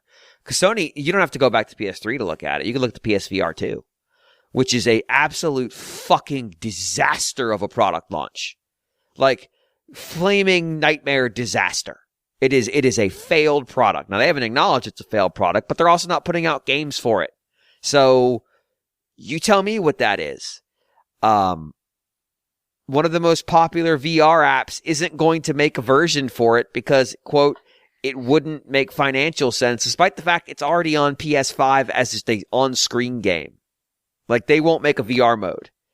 So, like, there's a, you know, there's a market here of like, okay, well, what are they going to do to make this thing appeal more widely? How are they going to, if they want to sell 132 million console units again, which I'm not saying that's an achievable goal. In fact, I will tell you in a second, it's not.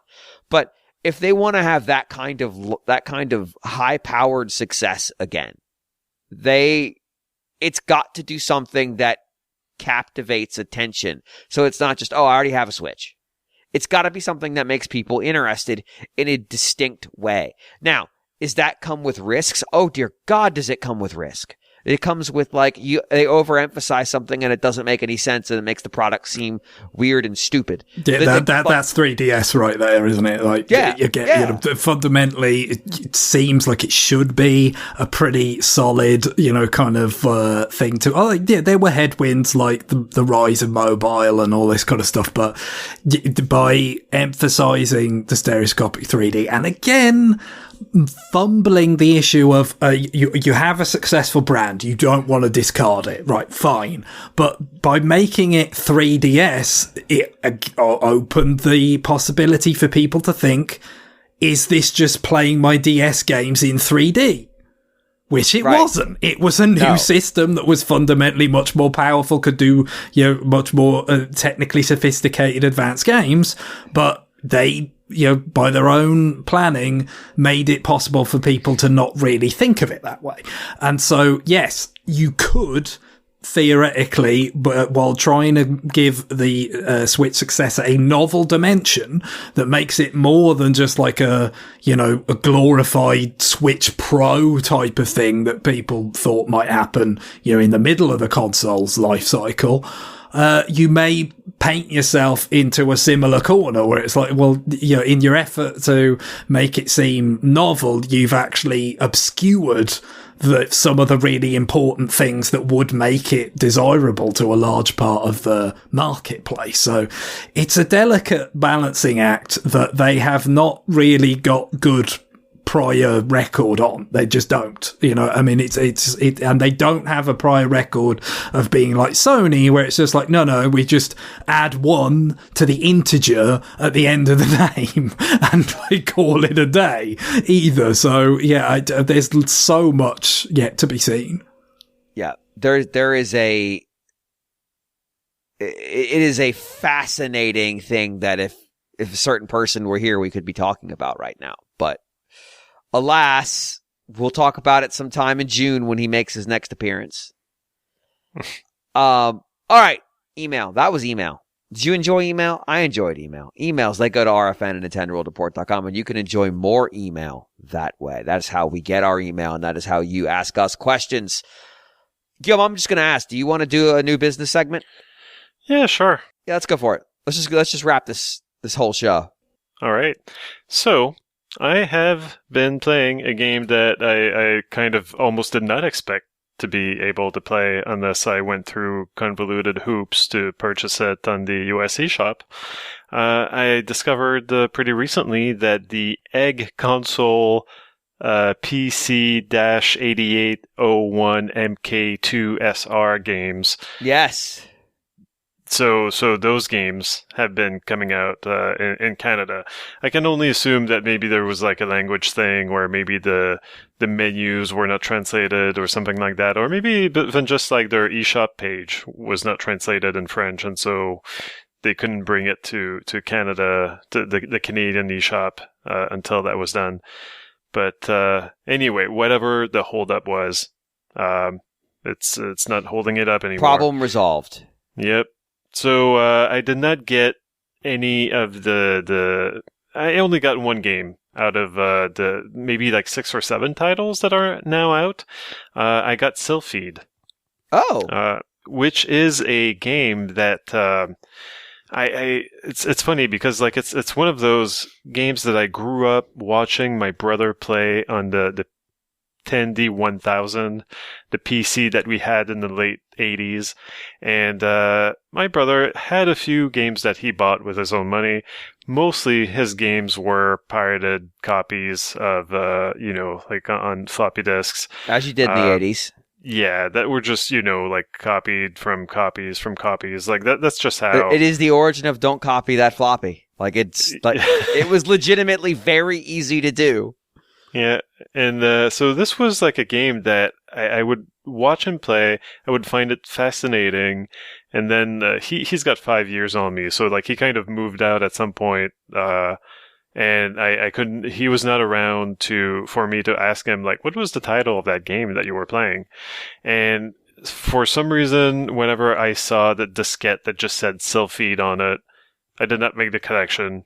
I was like, there's no way that awesome looking game is called SILPHEED. What the hell is SILPHEED?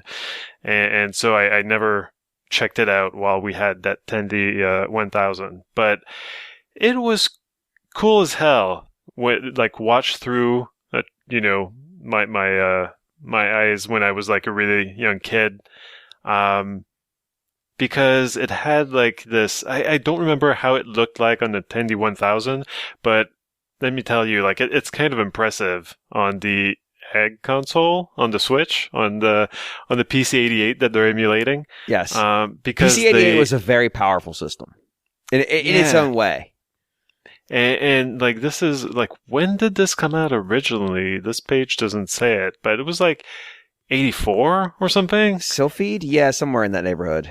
It's really, really old, and yet like it's got this kind of pseudo 3D look to it, like the perspective of the game. It's a vertical scrolling game, but you can move your ship left and right, but also up and down. And as you move it up and down, you realize that the perspective is slightly, over your ship. Like you're not just going up into the screen, you're going into the screen. Forward. You're going forward, yeah. And so 86. the enemies, 86. So the enemies do the same thing. Like they show up at the top of the screen, but they're coming from away. They're very, very small, and they get bigger and bigger. And they, as you shoot at them, and as they're coming down to attack you. And so that was just one of the many things that was really cool about it. But also, it had the system that I still don't understand, even though I've just played it, of upgrading your weapons, where you would get these, these power-ups. And like, I think maybe depending on how many points you get in a level, at the end of the level, there's a scene where your ship goes into some kind of mothership or some kind of base. And there you can upgrade your guns, which have been so far just like, forward firing, pew, pew, pew. Yeah. And so you can switch them to whatever they're offering you, like maybe like a kind of a V, like it will shoot sideways and also like a wider spread in front of you.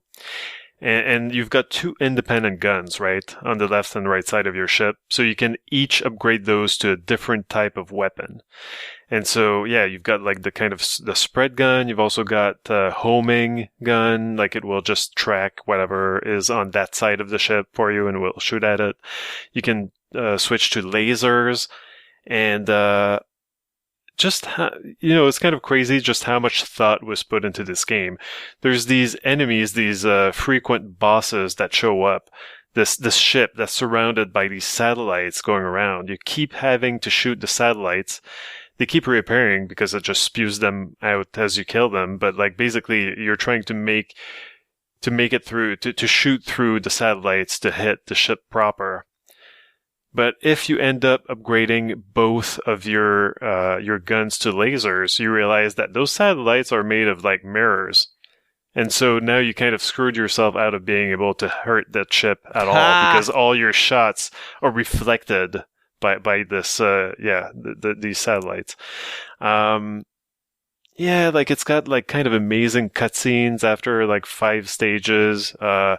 Every 3 or 4 stages or so, you go inside this giant enemy base, and so you've got kind of this unfair, to be honest, kind of bullshit level where lots of stuff is trying to kill you, and it's mostly the same kind of enemies, the same kind of ships that are attacking you, but this time you've got walls to contend with.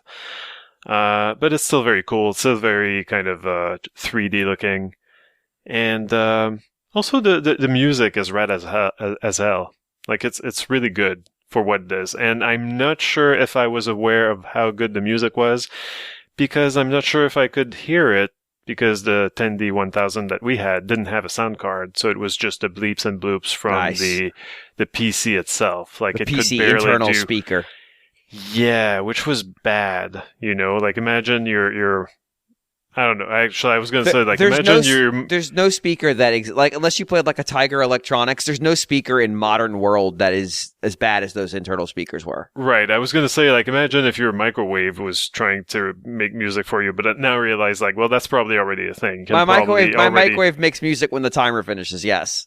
Great. Ba-da-da-da. So, oh yeah, and like in the 3rd level, like at some point the stars stop kind of moving forward, and like there's this red planet that just keeps popping out of the bottom of the screen, and it's just the coolest shit. Or at least it was in the 80s, and now I'm playing it and I realize this has held up to me anyway. Like this evokes so many feelings of like, this was cool as hell, I'm so glad that I'm playing this. And I had tried to play a version of this on the Internet Archives, are making available a bunch of DOS games, but what's on there is less playable and less fun than just getting this version on the Switch. So I'm very happy. So there's 2 threads I want to talk about here. Sure. I'll go with SILPHEED first, and I'll expand it out a little bit. Yeah. SILPHEED's a Game Arts game. It's like their 3rd game, they made. Game Arts is one of those companies where they've definitely made games you've played, you may not realize it. But they've made a lot of legendary games. I was curious if their first game, Thexter, is on the EGGCONSOLE, and sure enough, it is. Thexter, yeah, it is. It's also kind of a neat, weird game of that era. It's also a game that I watched my brother play, and I definitely. was just utterly confused by why is he shooting at these burger-looking things? Anyway, Thexter got ported to everything. Right. So there is a remake of SILPHEED that came out on the Sega CD that Game Arts also made. Yeah, this is what I'm mostly familiar with from seeing coverage of it. Fucking unbelievable. Yeah, I think what they did with that was, Sega / Mega CD game. So what they did is they had kind of video backgrounds. Yes. But the video was of kind of, like the polygonal graphics of the era, right? So it's not like FMV looking shit. It's like, okay, we're taking stuff that looks like it could have been in, Starblade.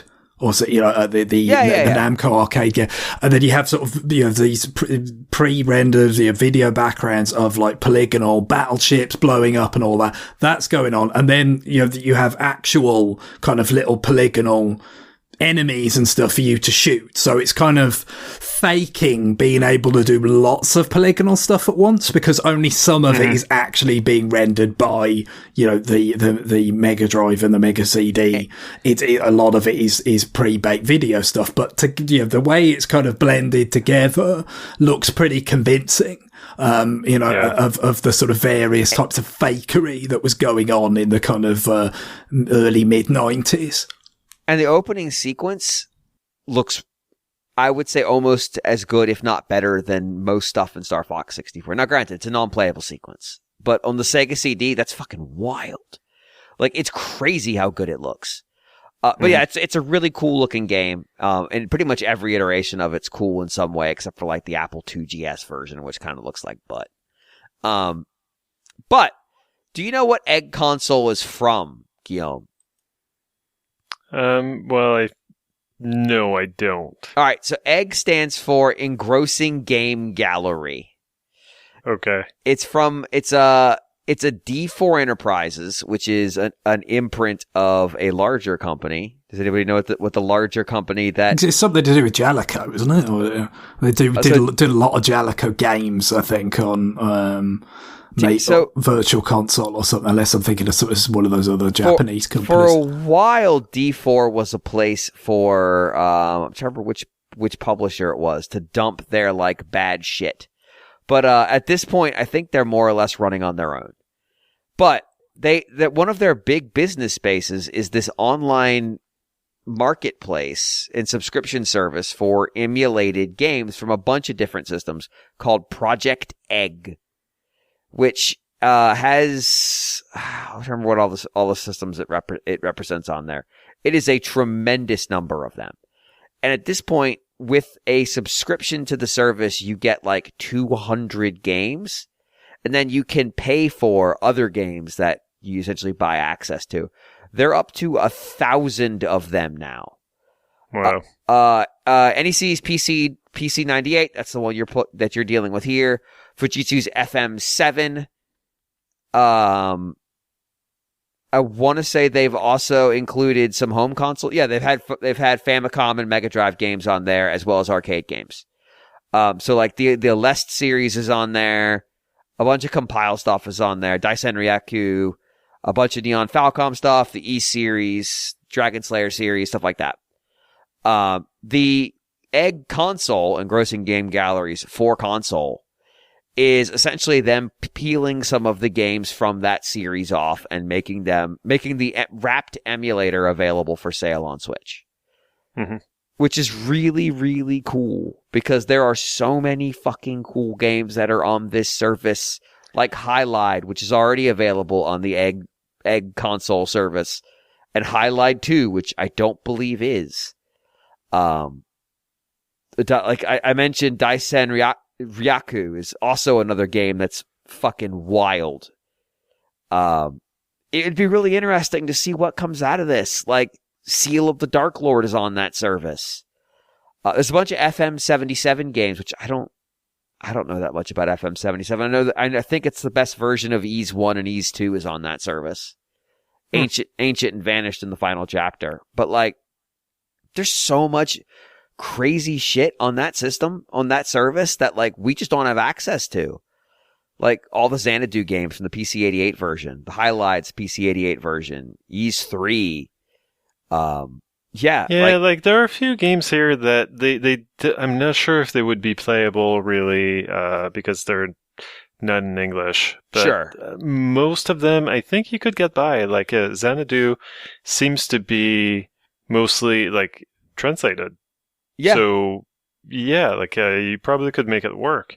They have Relics on here. I can't believe they have fucking Relics on here. Relics is seems such like a weird game. I was going to say it looks very, very weird. So there's one that came out just today, Yokai Tente, but it looks like, I don't know, some sort of Pac-Man clone, so it's not that interesting. But yeah, like outside of that, yeah, like Thexter, one of the problems with this, I haven't tried to play with too many of the options. Maybe I should have dug into that a little bit. Basically, the main thing would be that you can rewind a little bit in SILPHEED by pressing the minus button, the select button. It's not like it basically like you have to mash it a bunch of times to make it go back enough. Like you can't just hold it down to keep rewinding. Right. It seems to rewind maybe like 3 or 4 seconds every time that you press it.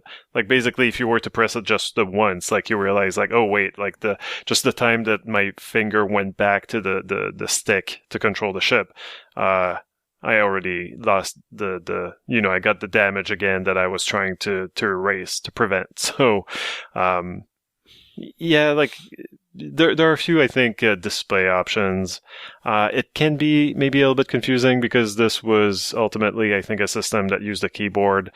So now everything is mapped on the Switch, but it's not going to be, illustrated as such in the game. So you have to, be willing to deal with a little bit of rough edges in terms of this is a computer game that I'm playing on a console. Also, it's an old-ass computer game. Yeah. And, you have to wrap your head around that a little bit. But this is the new Arcade Archives. Basically. We're stepping into Arcade Archives to weird fucking Japanese home PC boogaloo. I hope they're successful. I might get Thexter. I think they're $5 in the US. Yeah. They're $6.50 here. I did not mind paying that for SILPHEED.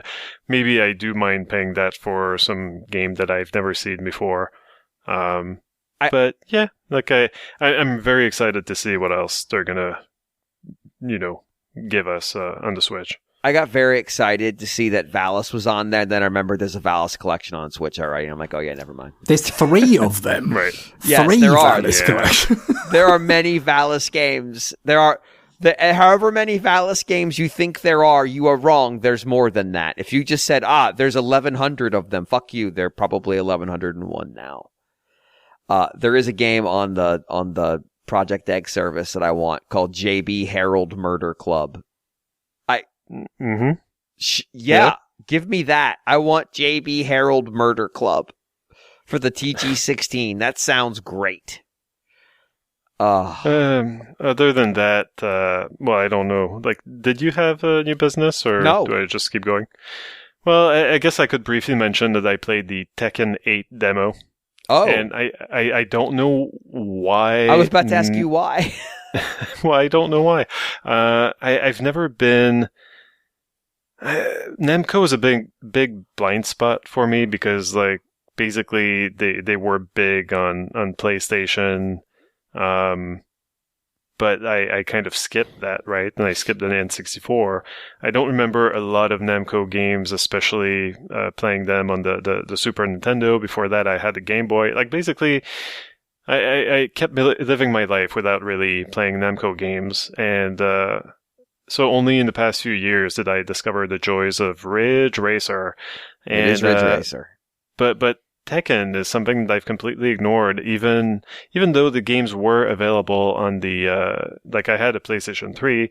I think Tekken was available as a PS1 classic, but I was like, well, I don't know what Tekken is, and I don't care to find out.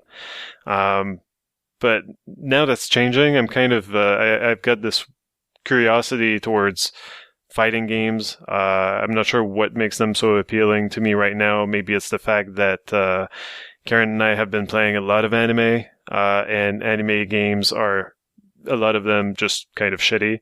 And it seems like fighting games are the next most anime thing that we could be playing outside of maybe RPGs. If you want big, over-the-top combat, it seems like fighting games are the place that you're going to find that.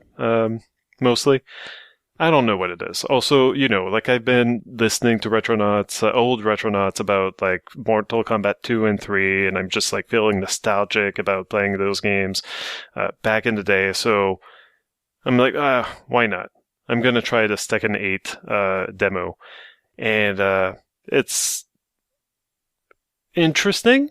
It's a very pretty game, but I watched the story so far vignettes that they include in the demo, and I'm kind of baffled that it seems to be a series about only 3 characters, and no one else seems to matter. So watching the catching up with the story was absolutely no way for me to discover this game's world and different characters. I know that there's some wrestler with the lion face or something. Yep. I know that there are women in that world. I know that they're out there, but I haven't seen them in the story at all. Panda's very important. There are multiple bears. There is a robot made of wood. There is a robot woman who pulls her head off and throws it at you, and it explodes. Yeah, I'm not that sort of up with Tekken, but I did have Tekken Tag Tournament, right? The Wii U game. That was one of the more.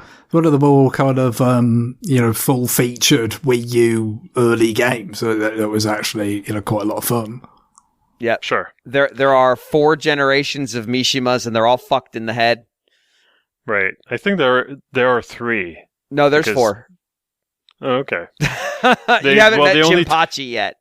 They only talk about the 3 in the story bits, okay. it seems.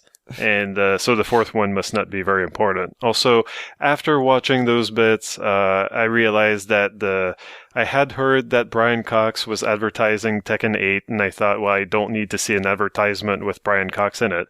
But no, he was also telling the story so far of Tekken. And so I was like, oh shit, I could have watched Brian Cox explain to me about what devil genes are.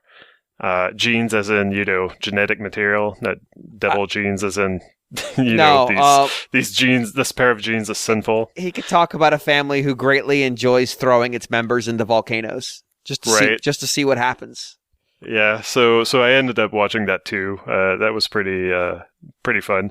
But yeah, it seems like so for whatever reason, I'm more tempted to turn towards the past of the stuff that I've missed in terms of fighting games, because I've missed a lot of things, so I want to kind of catch up. But at the same time, it seems like a lot of the games that are coming out today, like Street Fighter 6 or Mortal Kombat 1 or Tekken 8, all are taking steps to really make things, simpler for newcomers, offering easier modes or easier methods to control, to pull off, combos and moves. And I do appreciate that, because I'm not, whatever I'm finding really appealing about fighting games right now, it's not the desire to challenge myself and to take on the world's best online. I'm probably just going to stick with story modes and stuff like that. And yeah, I do appreciate that they're making kind of the version for dummies, for people like me. So I don't know. It looks very cool. Lots of destructible environments, very beefy dudes just turning into demons occasionally. What's weird, one of the weird things about it is that it seems to have a story mode where there's a whole hell of a lot more military stuff than I expected in it, for a game that's about an Iron Fist tournament.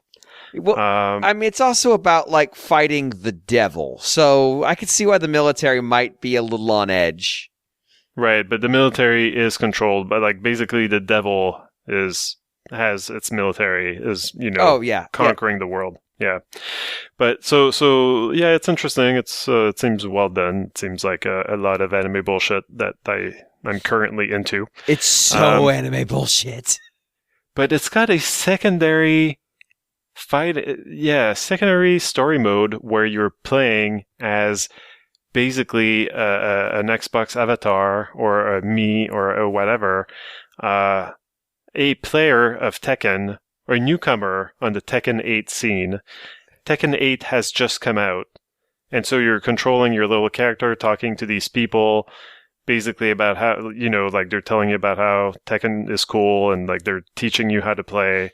And Tekken 8 just came out, and so hey, let's play together, and can you beat me? This guy, he likes flashy moves, even if he loses, go play against him, etc. It's this weird story mode where, so you're playing the game in the game. You move around in a very small world, like a chibi kind of,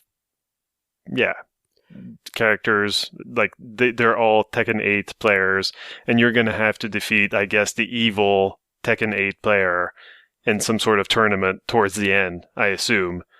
So you basically go around and challenge people to Tekken games. So Tekken fights. In this mode, yes, Tekken 8 is fiction, correct? It's not you're not going to run into Devil Jin when you're in the arcade. Okay. In this Tekken 8 mode, Tekken 8 is just not real. came out, and people are playing Tekken 8 in arcades. Yes. All right. So This would be. I'm trying to think of it like any kind of. I want to say actually the last Street Fighter had a similar mode in it, but Street Fighter 6 has a pretty big emphasis on a creator character kind of thing, but I guess it's not it's not a discrete mode, right? Right. It's but there's like the arcade thing too, but it's not like, oh no, this game doesn't like. It's almost like the game itself has an outer layer that acknowledges the game is fiction, but that also outer layer is also fake. This would be like if in London Life the Layton characters didn't show up, but they all talked about solving the latest Layton puzzles. So it's also sounded a bit Last Action Hero to me. A little bit, but it's not that good. Last Action Hero is phenomenal. It is the highest of qualities.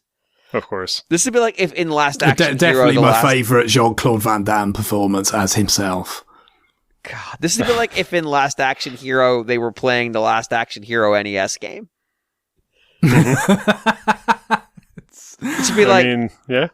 What? I guess they could have, because the game's really more based on the movie that doesn't exist. Oh, God. Framing devices in fiction. Jack Slater 4. Oh, my God. What if there was... Yes, save us from this. Yeah, no, I mean, like I was glad to kind of sample it. Now I'm kind of, regretting not getting Tekken on 3DS or Ridge Racer on 3DS. Ridge Racer on 3DS is fine. That's the best I would say about it. You didn't miss much. But still, I feel like I wish I had experienced those games on 3DS, I suppose. But ultimately, I don't want to be spending $100 Canadian on Tekken 8, so I've got old...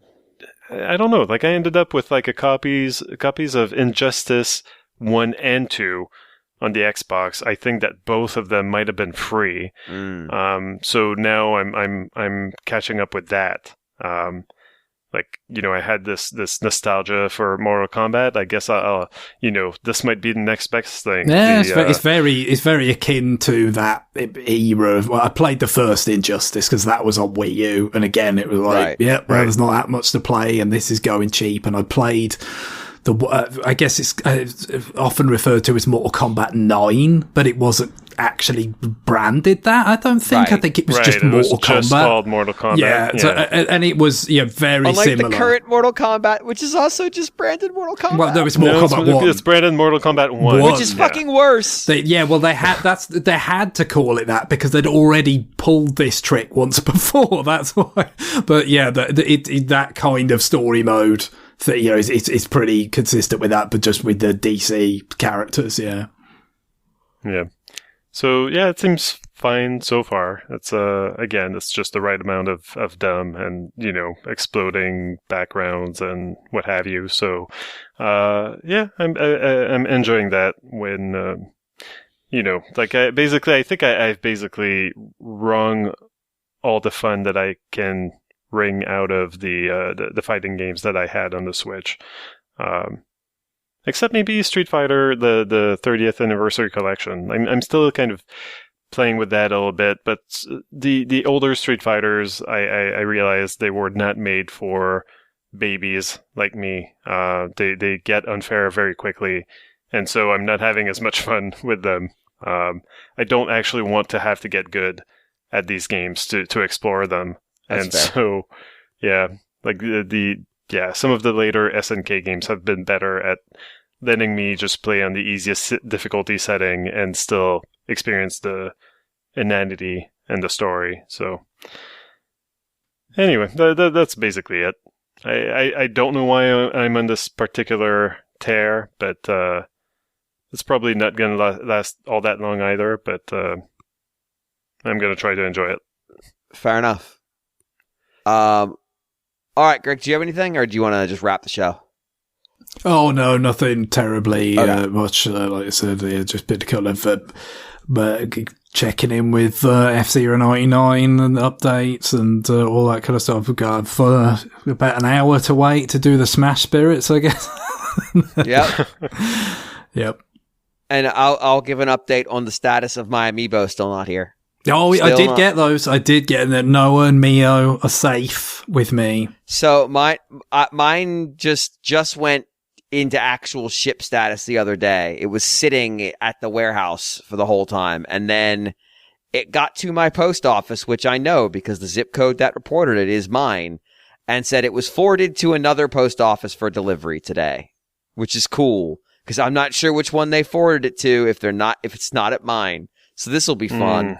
I may never get these. I'm going to be very upset. Extremely upset. So, well, they're pretty nice figures, I think, for amiibos. You could at least lie to me and tell me they're terrible. Oh, you can see the photos that people and videos that people have uploaded. You know what they look like. But, don't worry, they're fucking dog shit. It's fine.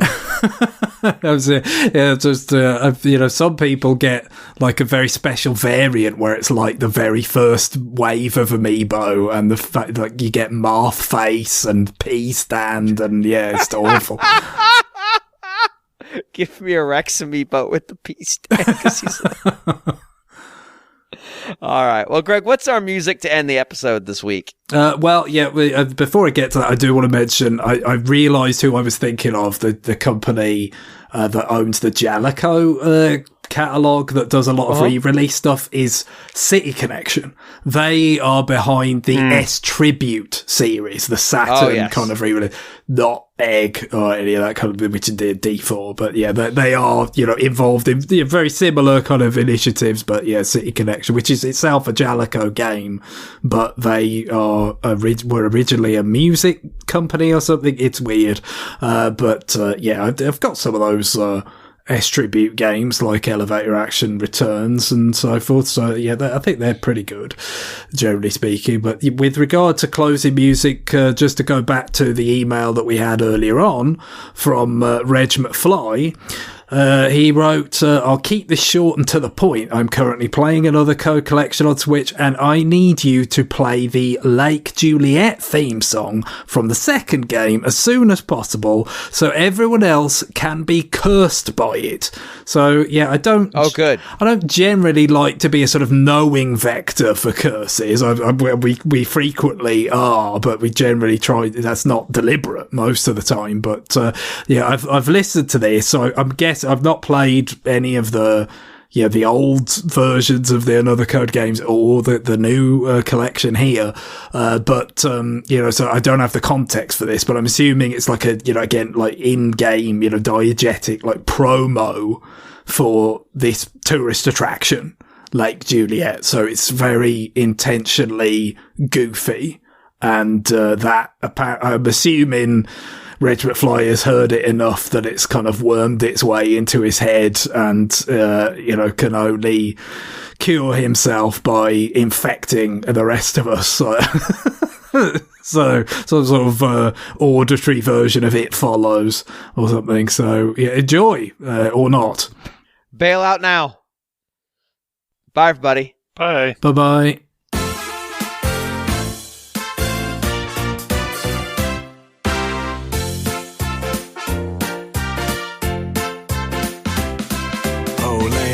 Juliet, do-do-do-do.